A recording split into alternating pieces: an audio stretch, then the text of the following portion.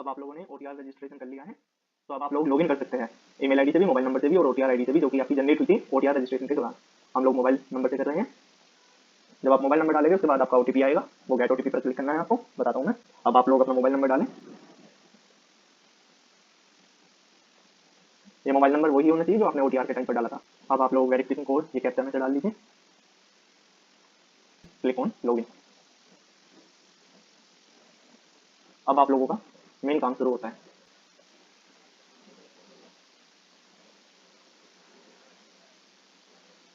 अब यहाँ पर आप एक बार फिर से वेरीफाई करेंगे अपना OTR डिटेल्स को, नेम। अब आप अगर आपने गलती जेंडर डाल दिया, फिर से आपको एक और ऑप्शन दिया जा रहा है, click to change gender, date of birth, father's name, mother's name, minority status, mobile number, alternate number, email ID, alternate ID, roll number and अब आप अपना जनरेट करिए पासवर्ड। पासवर्ड के कुछ क्राइटेरिया है, जिसमें कि लेंथ जो है वो आपकी 8 कैरेक्टर की होनी चाहिए, मतलब 8 वर्ड्स होनी चाहिए, जिसमें कम से कम एक अपर केस का होना चाहिए, एक लोअर केस एंड एक न्यूमेरिक वैल्यू और एक कोई भी स्पेशल कैरेक्टर, जैसे कि ये दे रखे हैं। Then click on submit.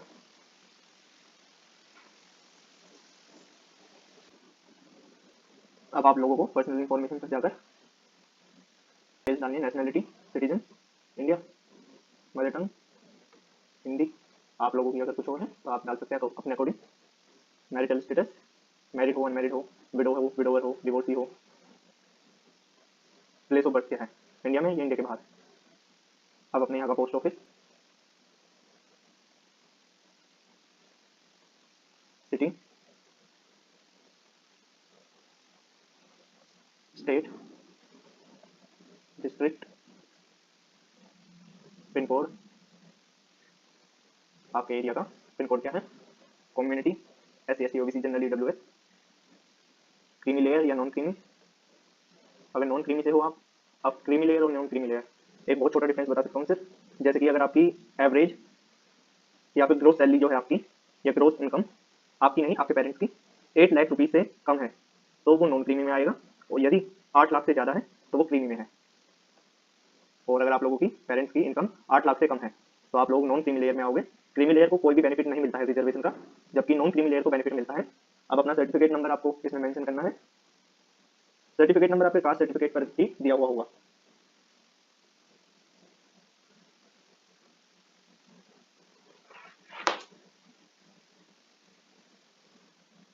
Designation मतलब कि आपका जो कास्ट सर्टिफिकेट है वो किसने इशू किया है, कौन सी अथॉरिटी ने इशू किया है। तो तहसीलदार, मैक्सिमम लोगों का तहसीलदार ही करते हैं, आप अपने अकॉर्डिंग ऑप्शन सिलेक्ट कर सकते हैं। स्टेट ऑफ इशूइंग अथॉरिटी, कौन सी स्टेट से हो आप लोग जिन्होंने इशू कराया है। डेट ऑफ इशू क्या है, कौन सी डेट को आपका जो कास्ट सर्टिफिकेट है वो इशू हुआ है, वो भी आपके कास्ट सर्टिफिकेट पर ही मेंशन होगा। देन फुल एड्रेस क्या है इशूइंग अथॉरिटी का, वो भी आपके कास्ट सर्टिफिकेट पर मेंशन होगा। एड्रेस में मतलब अगर तहसीलदार है उसके केस में कौन सी तहसील में आपका ये जो है इशू हुआ था।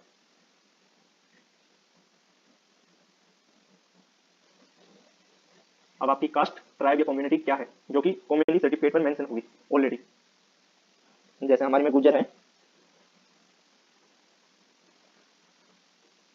अब central list with SN number of caste tribe community, central list देखनी है तो इस वाली वेबसाइट पर जाइए,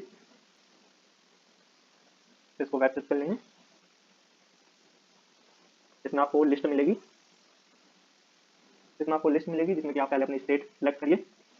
स्टेट सेलेक्ट करने के बाद आपकी कास्ट दिखेगी और उसमें जो ये नंबर होगा, जैसे कि हमारी गुजर है उसमें नंबर है 13, तो वही मेंशन करना है। आप उसके अकॉर्डिंग अपना सर्च कर लीजिएगा। PWD no, photo identity card, आपका मतलब फोटो आइडेंटिटी कार्ड, आप आधार कार्ड ले लिया है आपने जैसे कि। अब कंसेंट दे रहे हो या नहीं, ठीक है हमने कंसेंट दे दी। अब आपका आधार कार्ड नंबर क्या है वो आपको बताना है।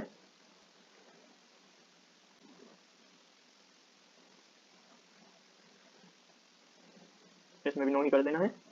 और पर्सनल इन्फॉर्मेशन इसमें आपकी मर्जी है, यस नो कुछ भी, मतलब कि आप आगे की कोई भी अपॉर्चुनिटीज आती है जो कि अपनी पर्सनल इन्फॉर्मेशन को उनके साथ शेयर करना चाहते हो या नहीं, इसमें यस या नो डिक्लेयर सेव कर लेनी है इन्फॉर्मेशन।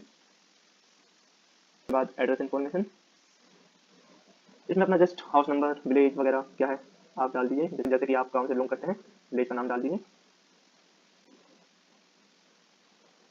ये एरिया कोड, फोन, फैक्स ये जरूरी नहीं है डालने, जैसे स्टार मार्क वाले जरूरी होते हैं डालने।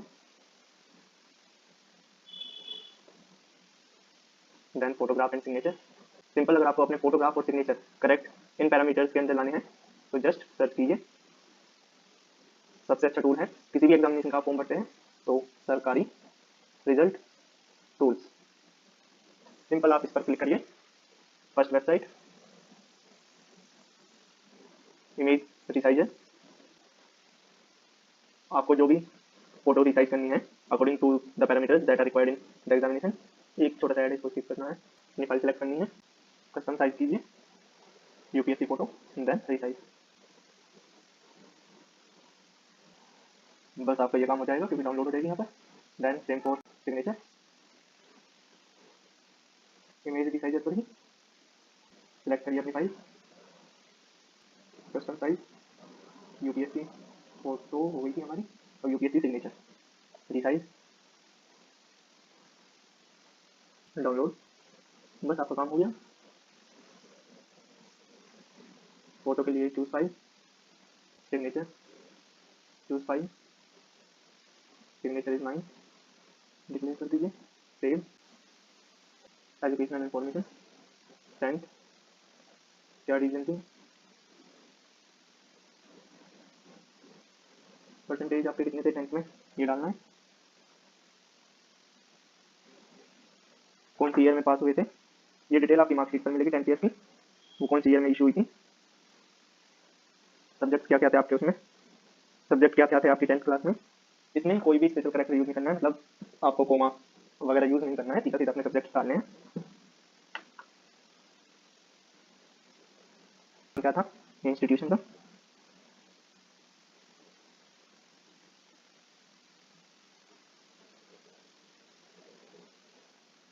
देन कौन सा बोर्ड था, जैसे कि सीबीएसई था या आईसीएसई,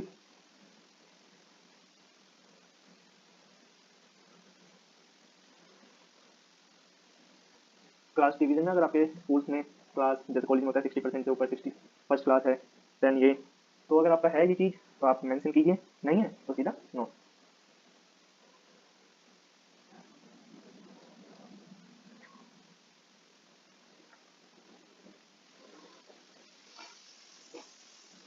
अब हम लोगों को 12th की डिटेल्स डालनी है, जिसमें 12th और कंप्लीट है हमारी 12th, class division not applicable. अगर आपके स्कूल में class first second third position आती थी तो वो आप डाल सकते हैं। परसेंटेज कितना था 12th में वो डालना है। देन अगर सीजीपीए में आते थे तो सीजीपीए डाल देनी है। ईयर ऑफ पासिंग,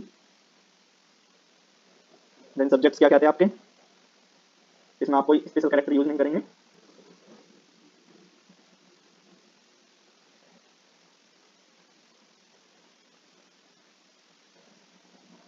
इसमें आपको अब name of school,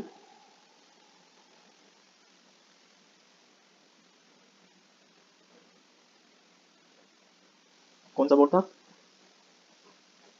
save, then graduation की डिटेल्स डालनी है अपनी, आपका कंप्लीटेड है या अपियरिंग है, कंप्लीटेड जिन लोगों की हो गई है वो डाले, और अपियरिंग में जो लोग अभी फाइनल ईयर में वो लोग उस ऑप्शन को सिलेक्ट कर सकते हैं। स्ट्रीम एट ग्रेजुएशन क्या था, साइंस था, ह्यूमैनिटी था, लॉ था, मेडिकल साइंस जैसे कि बीएससी वगैरह करते हैं लोग। यहाँ पे आपने डिग्री में क्या क्या था, बीए, बीसीए, बीकॉम, बीएससी, तो आपको पता होगा वो अपने अकॉर्डिंग डाल दीजिए। देन क्लास डिवीजन ग्रेड, अगर वही बात है आपकी 60% से ऊपर है तो आपका फर्स्ट पोजीशन है। देन परसेंटेज ऑफ मार्क्स, आपके कितने परसेंट थे, ईयर ऑफ पासिंग, कब पास की थी आपने ग्रेजुएशन,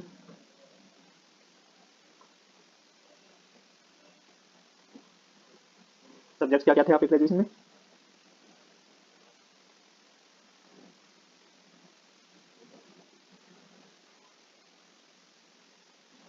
कौन से कॉलेज से की थी,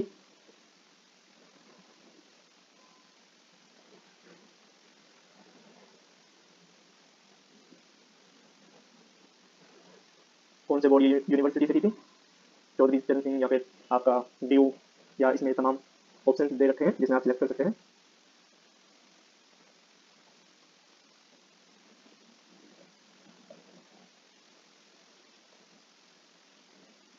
देन आपको अपना कॉलेज का रोल नंबर या एनरोल, आपको अपना कॉलेज का रोल नंबर या एनरोल नंबर,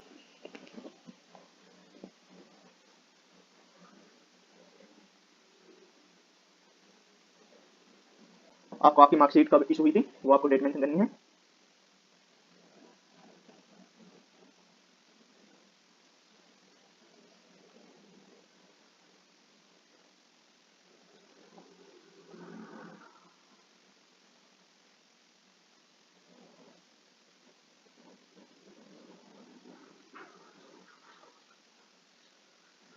देन आपका डेजिग्नेशन ऑफ इशूइंग अथॉरिटी क्या है, जैसे कंट्रोलर ऑफ एग्जामिनेशन, बहुत ज़्यादा यूनिवर्सिटीज़ में, दिल्ली यूनिवर्सिटी में या फिर सीसीएस में भी designation of issuing authority controller of examination में होता है।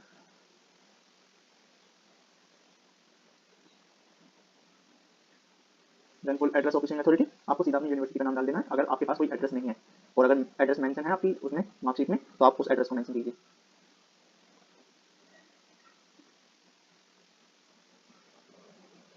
Then do you have any basic educational qualification और हायर क्वालिफिकेशन, फॉरेन इंस्टीट्यूट से कहीं आपने बाहर से किया हो तो, अब इंडिया से तो नो, अगर यस है तो यस, देन सेव इट। यहाँ पे मैंने स्पेशल कैरेक्टर यूज कर दिए थे, वो नहीं करने हैं।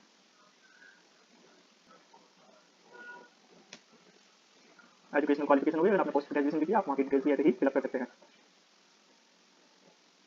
देन डॉक्यूमेंट अपलोड करने हैं आपको फर्स्ट ऑप्शन में मेट्रिकुलेशन सर्टिफिकेट, मतलब कि अपना 10th का सर्टिफिकेट जिसमें डेट ऑफ बर्थ का प्रूफ हो। जनरली हम 10th का सर्टिफिकेट को ही कंसीडर करते हैं डेट ऑफ बर्थ प्रूफ के लिए। देन ग्रेजुएशन सर्टिफिकेट आपको अपलोड करना है।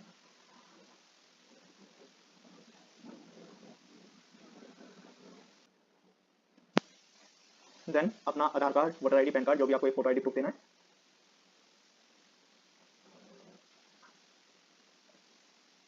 उसके बाद अपना caste certificate, SC ST OBC, OBC में नॉन क्रीमी लेयर वाले अपना यहाँ पर अपलोड करेंगे। Then undertaking for OBC annexure, then undertaking for OBC, ये OBC डिक्लेरेशन कि हम OBC से बिलोंग करते हैं, ये आपको यहाँ से ऐसे डाउनलोड कर लेना है, इसका प्रिंट निकालना है। प्रिंट निकालने के बाद आप लोग इस पर साइन करेंगे अपने। डाउनलोड करने के बाद आप इस पर अपने सिग्नेचर कर देंगे एंड यहाँ पर अपना नाम वगैरह ये भर देंगे, तो आप इसको यहाँ से सबमिट कर सकते हैं। जब इस पर आप डिटेल्स भर देंगे तो यहाँ पर ये चीज़ अपलोड कर देनी है। फिलहाल मैं बाद में कर दूँगा, आप लोग कर दीजिएगा। फिर से मैं समझा देता हूँ अगर आप लोगों को इसमें कंफ्यूजन है। ये जो यहाँ से डॉक्यूमेंट आपको ये एक डिक्लेरेशन फॉर्म दे रखा है, इसको जनरली आपको डाउनलोड करना है। यहाँ पर अपनी डिटेल्स डालनी है, अपना नाम डालना है, फादर या मदर का नाम डालना है, रेसिडेंट आप कहाँ के, डिस्ट्रिक्ट स्टेट का नाम, अपना नाम डाल देना है, यहाँ पर अपने सिग्नेचर कर देना है। फिर इसकी एक पिक्चर खींचकर स्कैन कर इसको आपको यहाँ पर अपलोड कर देना है। बाकी ये इतना इंपॉर्टेंट नहीं है, स्टार मार्क वाले ही हम लोग फिलअप करेंगे, आप लोग इसमें कर लीजिएगा। देन पेरेंटल इन्फॉर्मेशन, नेशनलिटी क्या है, प्रोफेशन क्या है फादर का,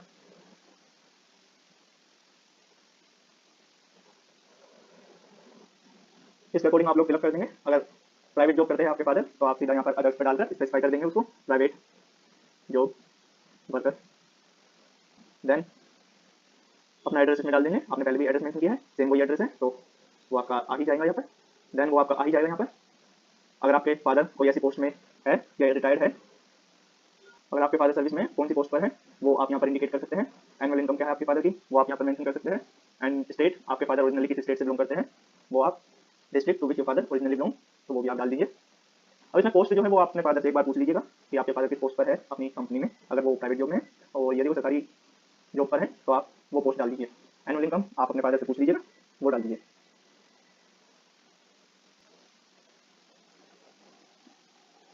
देन आप इसको सेव कर दीजिए।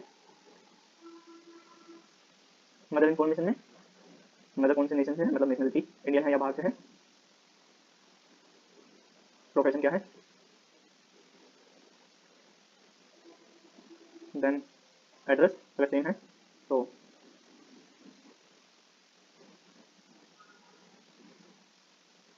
अपना एड्रेस यहाँ पर मेंशन कर दीजिए।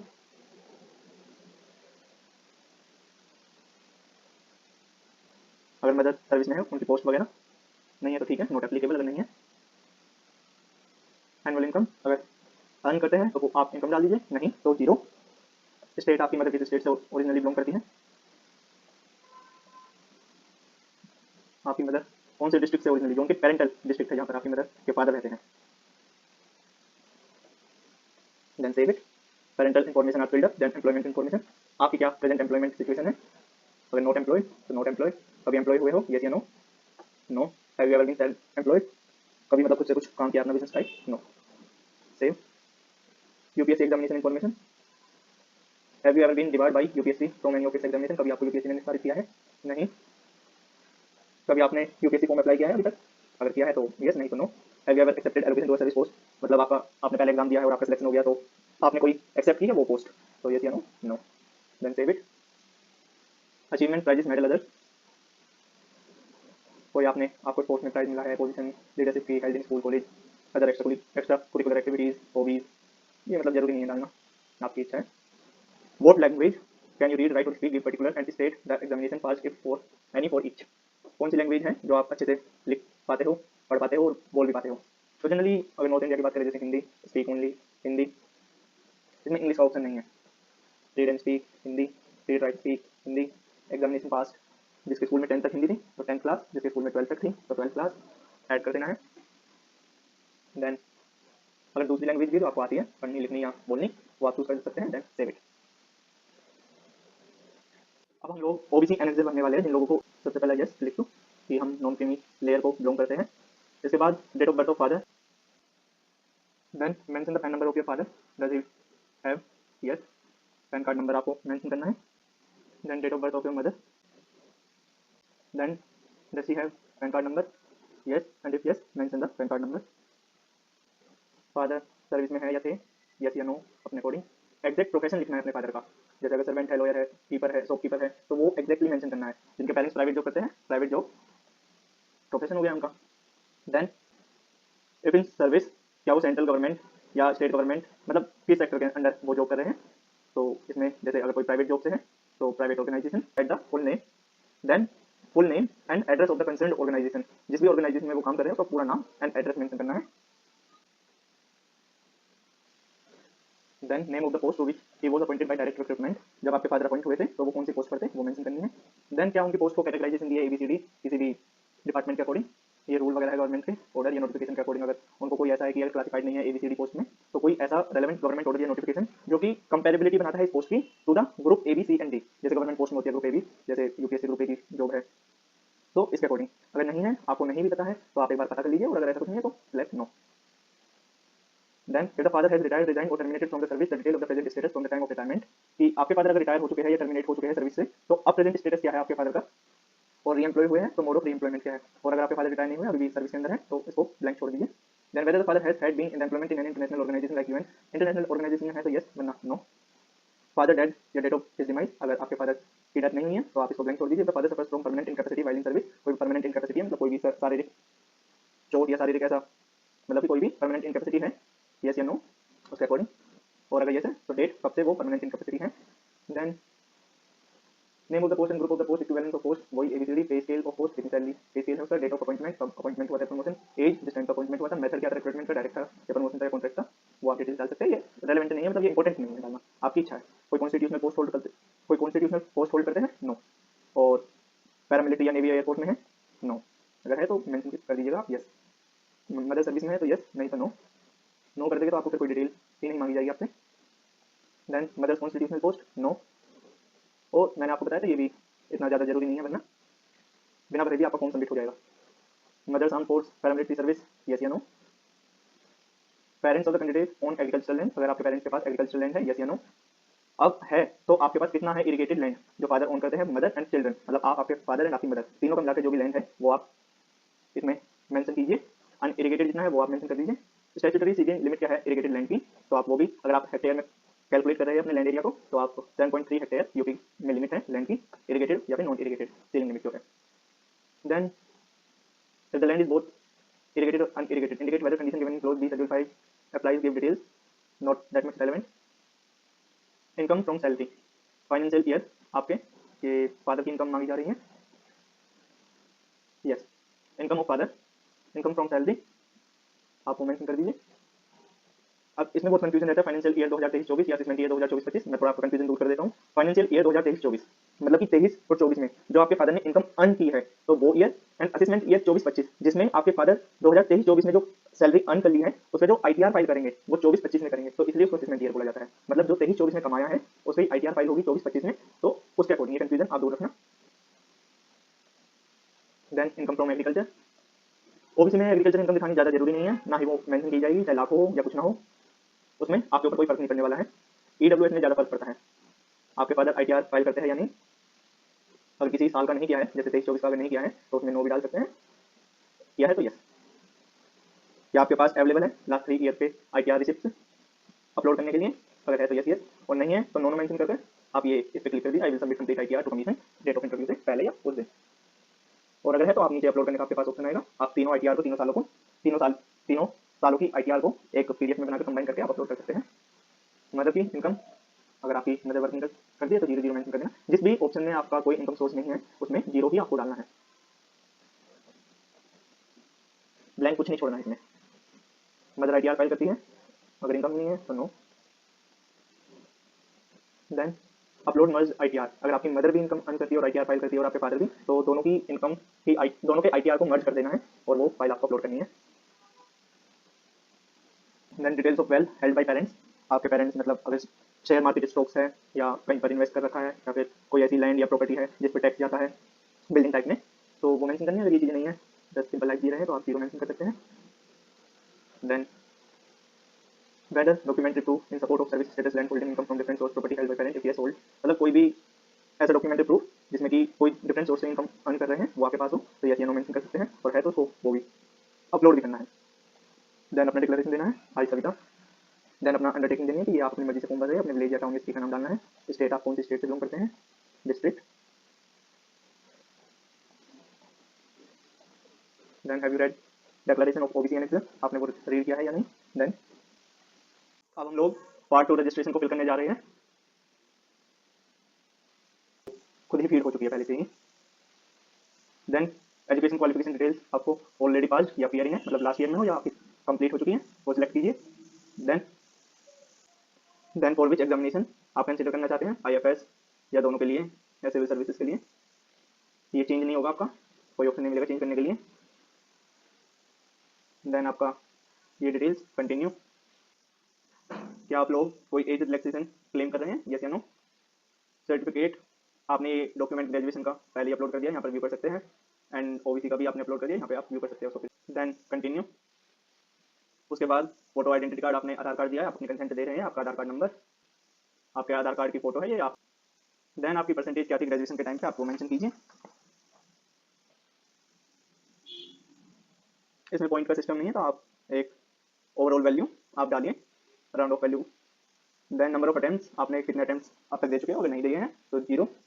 देन आप कौन सा सेंटर जो है एग्जामिनेशन के लिए प्रेफर करना चाहते हैं अपने एरिया के अकॉर्डिंग, लाइक दिल्ली। लैंग्वेज क्या है आपके मीडियम की, पेपर 1 से पेपर 5, ऑब्वियसली अगर इधर लैंग्वेज ऑप्शनल सब्जेक्ट आप क्या सिलेक्ट करेंगे। Then language medium optional subject आपका क्या रहेगा, लैंग्वेज मीडियम आपके ऑप्शनल सब्जेक्ट का क्या रहेगा। देन आप अरुणाचल प्रदेश, मणिपुर, मेघालय, मिजोरम, नागालैंड, सिक्किम, जो ये स्टेट्स हैं नॉर्थ ईस्ट की, आप क्या उनसे बिलोंग करते हैं, यस या no. No, if no then paper A की लैंग्वेज क्या होगी आपकी, मतलब जो रीजनल लैंग्वेज में आपको एग्जाम देना है, सो हिंदी।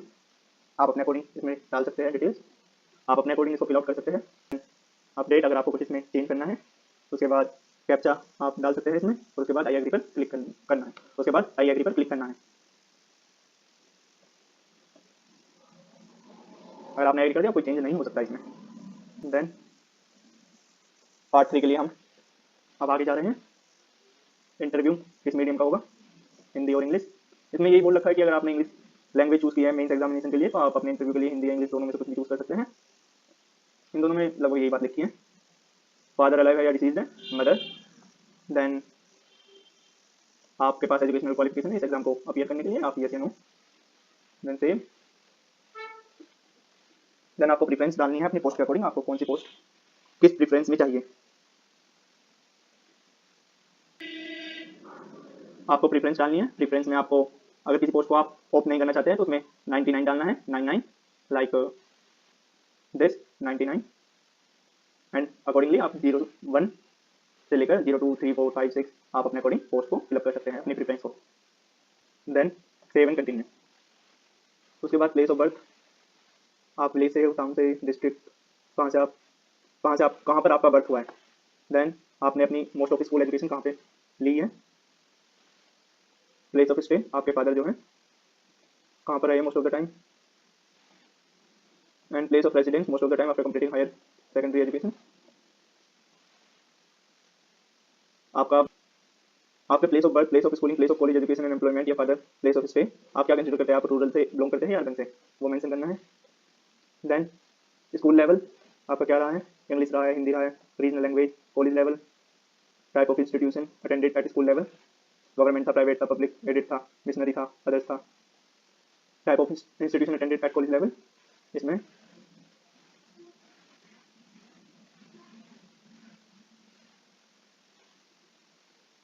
देन ग्रेजुएशन डिग्री आपके किस डिसिप्लिन में हुई हो basically, then post graduation degree आपने किसमें की है, नहीं किया तो छोड़ दीजिए, एमफिल पीएचडी नहीं किया है तो इसको ब्लैंक ही छोड़ दीजिए।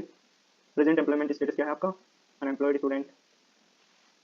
Then have you been selected on the basis of previous civil service examination, service आपको कौन सी अलॉट हुई है उस एग्जामिनेशन की, आपने नहीं डाल दिया तो आपको इनमें से कुछ फिलअप ही नहीं करना है।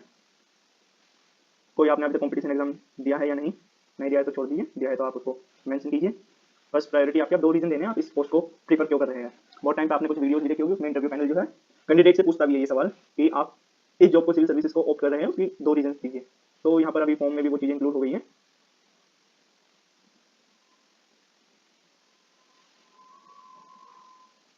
Then be honest in it, background of parents educational, father graduation किया या 12 पास है, मदर या 12th 10th। After that source of information, आपको सिविल सर्विसेज के बारे में कहाँ से पता चला है, यूनिवर्सिटी से, एम्प्लॉयमेंट न्यूज़ से या डेली न्यूज़पेपर से, टेलीविजन से, यूपीएससी वेबसाइट से, college friends and others relatives, मतलब किस किस से पता चला है, आप इनमें से कोई भी सिलेक्ट कर सकते हैं।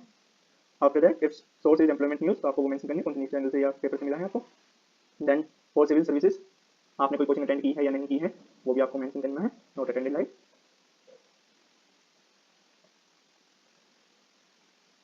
नंबर ऑफ अटेम्प्ट्स आपने कितने दिए अभी तक, नहीं दिया है तो 0, क्वालिफाई हुए हो या नहीं, 0। आपने इससे पहले ऑप्शनल सब्जेक्ट कौन सा मेंशन किया था, आपने किया ही नहीं है तो ये जरूरी नहीं है। Optional subject opted by you in present examination is same different what you have studied in college और यूनिवर्सिटी, मतलब जो आप ऑप्शनल सब्जेक्ट चूज कर रहे हैं वो सेम आपने अपनी यूनिवर्सिटी में पढ़ा है या नहीं, डिफरेंट सब्जेक्ट है या नहीं, वो आपको मेंशन करना है। रीजन क्या है आपको चूज करने के लिए, जनरल इंटरेस्ट है या एप्टीट्यूड है, हाई स्कोरिंग है, अवेलेबिलिटी ऑफ मटेरियल अच्छा मिल रहा है आपको, एकेडमिक सब्जेक्ट है आपका, तो इसमें से कोई एक मेंशन करना है। देन कोई सजेशन देनी है अगर आपको कि या सिविल सर्विस एग्जामिनेशन किस सिलेबस या एग्जामिनेशन सिस्टम को लेकर, तो आप दे सकते हैं, नहीं देना है तो not necessary, save and continue. Then declaration by the candidate, yes, part 3 final submission. After that आपको सेंटर सेलेक्ट करना है एंड फीस पेमेंट करनी है। एग्जामिनेशन सेंटर आप क्या लेना चाहेंगे, जो भी रेड में होगा वो अवेलेबल नहीं है इस टाइम पर, जैसे दिल्ली, धर्मशाला और गुड़गांव, ये अवेलेबल नहीं है। डिक्लेरेशन आई एग्री, आपके अब ईमेल आईडी पे एक्नॉलेजमेंट स्लिप आ जाएगी आपकी कि आपका फॉर्म सबमिट हो गया।